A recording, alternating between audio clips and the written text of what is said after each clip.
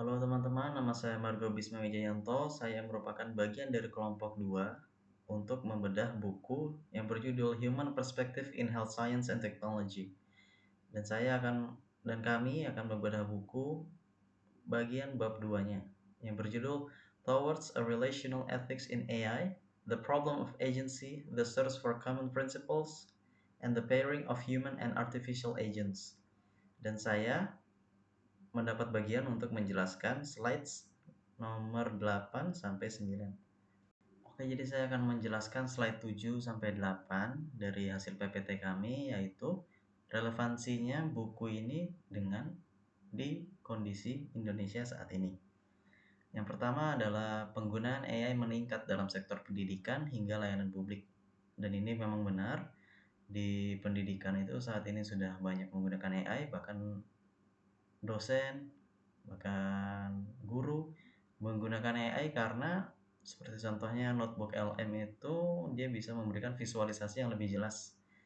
Tapi tentunya seperti yang kita tahu ada etikanya, dan etikanya itu ya adalah seorang dosen dan guru harus tetap memastikan bahwa hasil dari generate itu bisa dipertanggungjawabkan.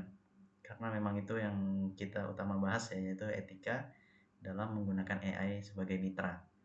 Lalu diperlukan konsep etika digital guna mencegah penyalahgunaan data. Karena manusia memiliki kerentanan yaitu privasinya, jadi kita memerlukan konsep etika digital yang lebih tepat, lebih cocok digunakan di era ini. Berarti harus selalu diperbarui dan disesuaikan dengan masa yang selalu berkembang ini, terutama di zaman sekarang ya. Seperti kita tahu AI juga belum begitu lama dia berkembang sampai saat ini, dan kita memerlukan standar etikanya itu diperbarui lagi atau lebih disesuaikan lagi ya. Lalu konsep kerentanan juga membantu melindungi kelompok yang rentan.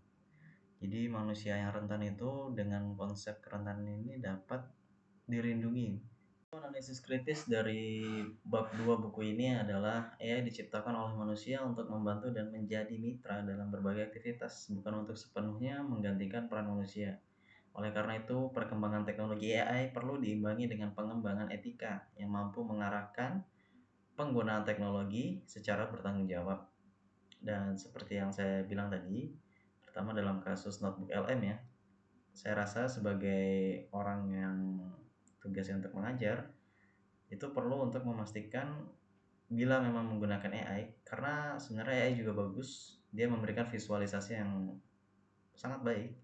Tapi kita sebagai dosen juga atau guru, kita harus mengetahui bahwa hasil yang di-generate oleh AI ini valid dengan modul-modul yang ada, sehingga bisa dipertanggungjawabkan apabila ada kesalahan atau hal-hal yang kurang baiknya.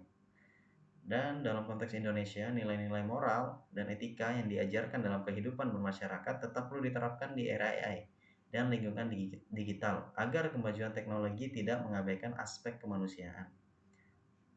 Dari sini kita bisa mengambil contoh bahwa di Indonesia yang seharusnya suka membantu ya, bergotong royong, saya rasa bahkan di dunia digital pun kita harus tetap menjaga identitas kita, yaitu orang yang berpancasila. Kita harus membantu, memberikan tidak pelit ilmu, dan kita tetap harus menjaga moral kita. Kita tidak boleh hanya karena kita tidak bisa dilihat oleh orang sehingga kita bisa berkomentar seenaknya dan berpikir bahwa itu tidak akan ada pertanggungjawabannya. Dan dari situlah kita harus membuat etika yang lebih imbang dengan masa ini. Lalu saya akan lanjut menjelaskan slide terakhir dari PPT kami, yaitu kesimpulan. Kesimpulan dari kami membedah buku bab 2-nya ini.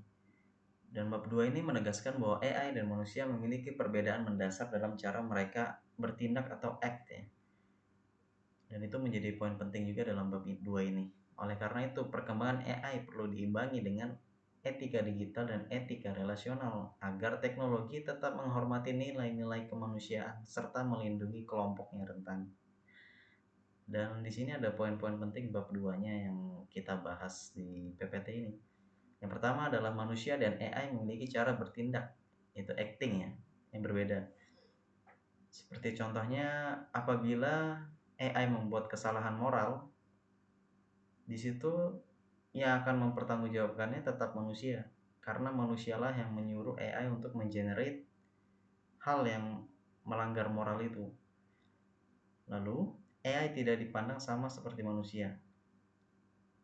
AI memang beda karena AI diciptakan juga oleh manusia, jadi salah kalau kita memandang AI sama seperti manusia, karena dia tidak memiliki emosional atau emosi. Lalu etika AI juga tidak cukup hanya berfokus pada aspek teknis ya. Lalu konsep relational ethics dan vulnerability penting dalam hubungan manusia dan AI. Lalu yang terakhir dari poin penting bab 2 ini adalah etika digital diperlukan agar perkembangan AI tetap berorientasi pada nilai-nilai kemanusiaan. Dari sini dapat disimpulkan bahwa masa depan AI tidak hanya ditentukan oleh kecanggihan teknologinya, tetapi juga oleh bagaimana manusia mengembangkan dan menggunakannya secara etis. Sekian dari hasil presentasi kami dalam tugas membedah buku berjudul Human Perspectives in Health Science and Technology. Dan yang kami bedah adalah bab 2-nya yang berjudul Towards a Relational Ethics in AI. The Problem of Agency, the Search for Common Principles, the Pairing of Human and Artificial Agents. Dan kami mohon maaf apabila ada yang kurang atau yang kurang mengenakan. Kami mohon untuk dimaklumi dan kami sangat terbuka terhadap kritik dan saran. Sekian dari kami. Wassalamualaikum warahmatullahi wabarakatuh.